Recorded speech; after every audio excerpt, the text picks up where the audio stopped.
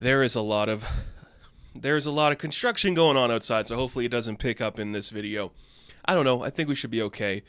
But it's Yellowjackets time. Yellowjackets are coming in a little bit late because it is the Easter weekend. Go celebrate. Come back to this. Go watch the video Mark Wahlberg posted on TikTok where it's all coming through now. He's been doing this long enough. Doesn't matter. It's Yellowjackets, Season 2, Episode 3.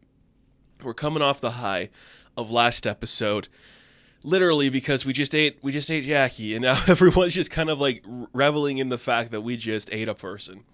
How do you deal with that? Well, they deal with it in some interesting ways. It looks like Ty's insanity is coming through in some larger ways because she doesn't remember what happened. And when she realizes that she ate Jackie's face, which is insane, she's like, oh my God. Just a question for all of you out there. If you had to eat one part of your friend's body, like it was cooked, it was seasoned, you were given the opportunity, you had to in a life or death situation, what part of your friend would you eat first? Would you start with the face? Probably not. There's probably not a lot of fat or muscle on the face. Just skin texture.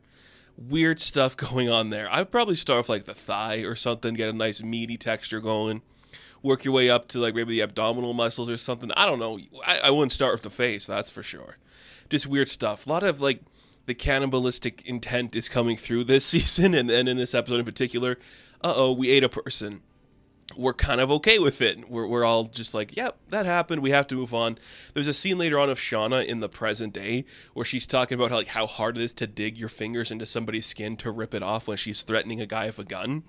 And I'm like, wow, we're really letting like the crack show, aren't we? Things are starting to fall apart and all of our people are getting a little bit crazy, a little intense.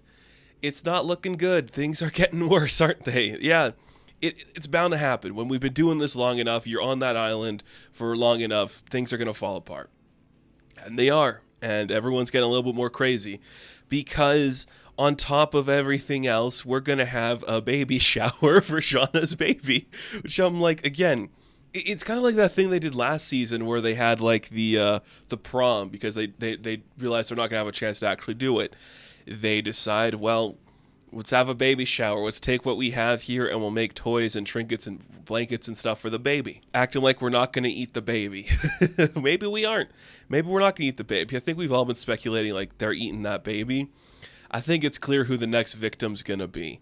But that whole baby shower sequence was very weird. We see that Misty does a monologue from Steel Magnolias like any normal person would do. Again, things are falling apart. The cracks are showing. Nothing's going right. But if we're trapped in the wilderness after we ate one of our friends, and one of like the weirder people in the situation starts to quote a monologue from a movie to me, I might realize we're probably going to die here. I'm not going to be okay. I'm going to be like, yeah, this is the end. There's no way to go up from here. It's insane. Because all that's going on in the past timeline. The person we focus on the most, surprisingly, is Coach Ben. Ben has been given some stuff to do this season. In the last episode, he was like, I'm not eating somebody. That's the one thing he didn't do. He's the one person that didn't eat any of Jackie, and he starts having like these visions of like the girls attacking him, which leads me to think, and I know it's so obvious, and because it's so obvious, I don't know if we're going to go that way, that he's going to be the next victim, that something's going to happen to him and he's going to be the next one cooked. But we spent a lot of time with him in this episode, which does make you think we're wrapping up his storyline. It does feel like we're going to reach that natural conclusion for him, and eventually he's just going to be more food for them to get them through the winter. Because we go to flashbacks and dreams he's having of moving in with his boyfriend before he is going to go on the trip with the girls, where it's like we could potentially be seeing an alternate timeline in his mind where he decided to quit and live the life he always wanted to. Instead of being closeted, instead of being afraid of like expressing himself, he stayed, lived with his boyfriend, hopefully a happily ever after. That's kind of what he is thinking, what he is feeling as he's lying on the bed, missing a leg, watching these children eat people. And you're like, this dude's losing his mind a little bit, and it makes sense. Nothing normal is happening in the situation. Of course, that's what you're going to hallucinate. The idea that you could have maybe just followed the thing that you wanted to instead of being afraid. Now they're going to eat you, dude. They're going to eat you. I don't know how many people are going to get off the island, right? I don't know how many are getting out. Like, we know that Van and Lottie are like the new additions this season that do manage to escape. We spent a lot more time with other characters too. A couple of them we still don't really have names for, but everyone kind of gets a moment to talk again. That's just what we're doing this season. But we don't know what happened to them, if they survived or not. But Ben is the big one where it could be he gets off the out of the wilderness and he survives, and we just don't know. We could get an older actor to play him in the present, or we could just age up Kruger a bit. I don't know. I do think he's one of the few that's not getting off, though. It just makes sense. And I still think that about Misty's new friend, where it's like, hey, we're at a baby shower. You know what you need to do? You need to do a monologue, because that's awesome. That is not true. But yeah, I think those two are going to be the big victims of this season. I could imagine, because in the past timeline, too, there's more people siding with Lottie than there are siding with our main cast members. A lot of like the background characters, and even Travis kind of is siding with Lottie now. We have a sequence that's getting a little more like horrific, where a bunch of birds fall out of the sky and they just land on the roof, and it's like, I guess that's nourishment, like the wilderness is trying to keep you there or something. We don't really know what that is.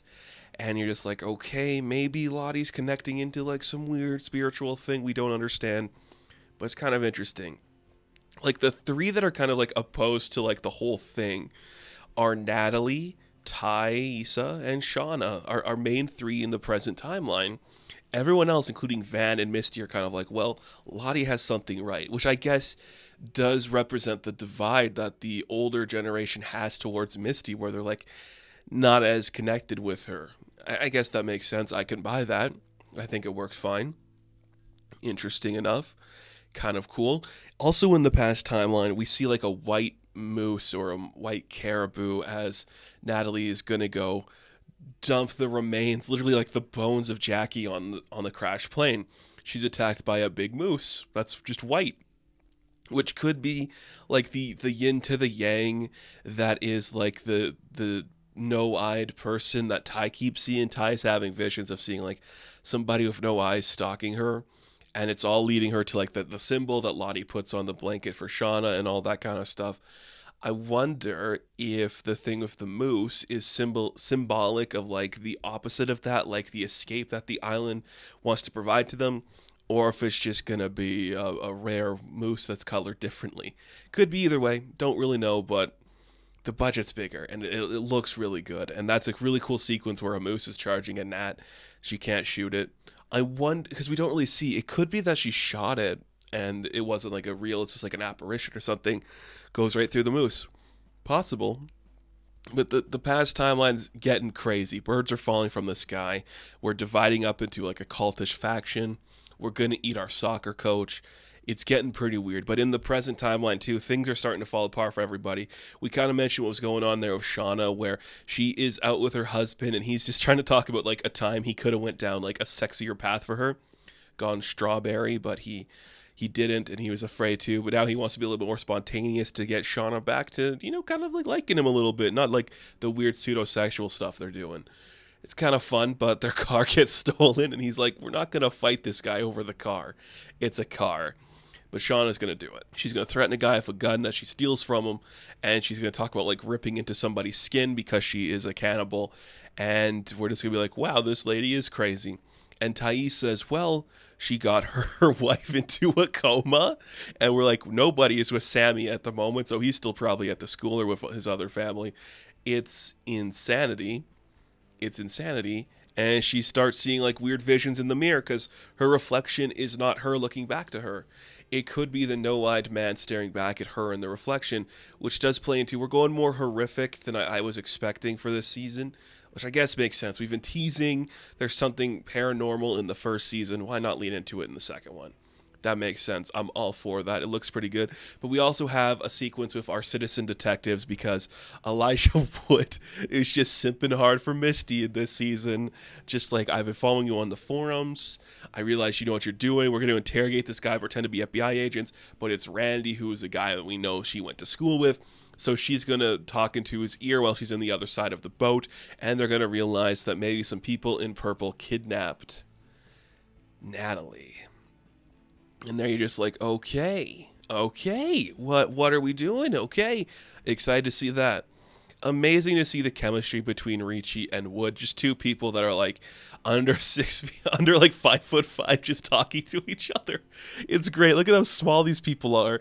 And Wood's getting into it. He's beating up the guy. He's slapping him around. He's threatening him with like a saw. It is hilarious. It is so fun. We're enjoying it.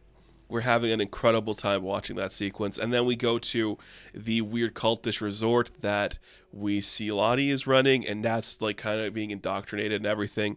The younger woman that is part of the crew, what is her name? Helen? I can't remember. The one that Nat stabbed with the fork. She is kind of being like the Natalie of this generation, like against it all, but kind of like the person Natalie would have been if she gave in to Lottie's stuff. Kind of interesting. We also see like some reminiscent flashback of when like the birds are falling down in their past timeline in the present day. All of like Natalie's bees are like dead and covered in blood and honey. Winnie the Pooh, blood and honey. It's a crossover. I'm kidding.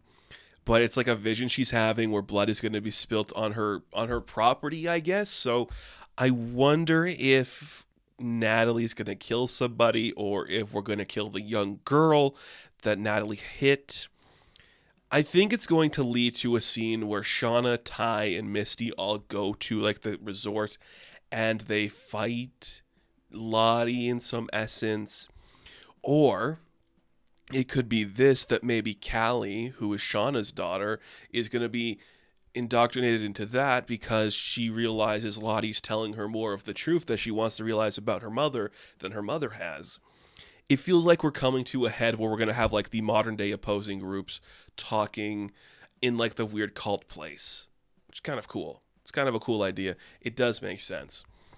Good episode, man. Like we're getting crazy. We're getting intense. Things are getting wild and weird and dark. We're doing weird monologues about killing people. It's just insane. And it works. This show, and I don't know if it's intention was this, it feels very Sam Raimi. A lot of like the movements we do in the wilderness is very Evil Dead. It's very Cabin in the Woods aesthetic, and that makes sense because it's getting weird and crazy out there. So if we're going to do that, do it properly. And that's what we're doing. We're making it all work. Everybody ate a person. We're probably not going to be done eating people. We still don't have any idea where Javi is. Could be anywhere. I thought for a second he might be in like the airplane when Natalie goes to the crash site.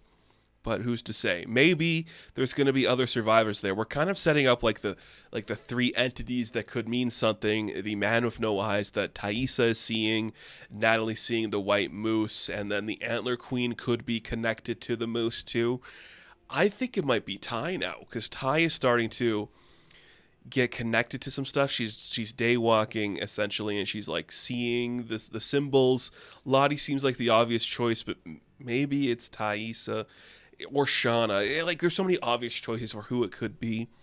I feel like it's going to switcheroo on us. Maybe it's going to be the person that Thaisa was talking to about, like, the one baby shower she went to for her, like, older brother's or older sister's kid, like her niece. Maybe that's what's going to happen. It's going to be like a complete switcheroo. We don't really know. All we know is Ben regrets every decision he ever made, and he's probably going to die next episode. Right? He's got it. Right? We're going that route. It feels like we're headed the direction where he's not getting out of this alive, which makes complete sense. He is missing a leg, and he's a lot of meat. Should have stayed with your boyfriend, dude. But that is going to do it for this review of Yellowjackets. Thank you all so much for watching this video. Be sure to like and subscribe to the channel. As always, you can check me out on Instagram, TikTok, and Twitter, and I will catch you in the next one. Have fun. Stay safe. Good luck.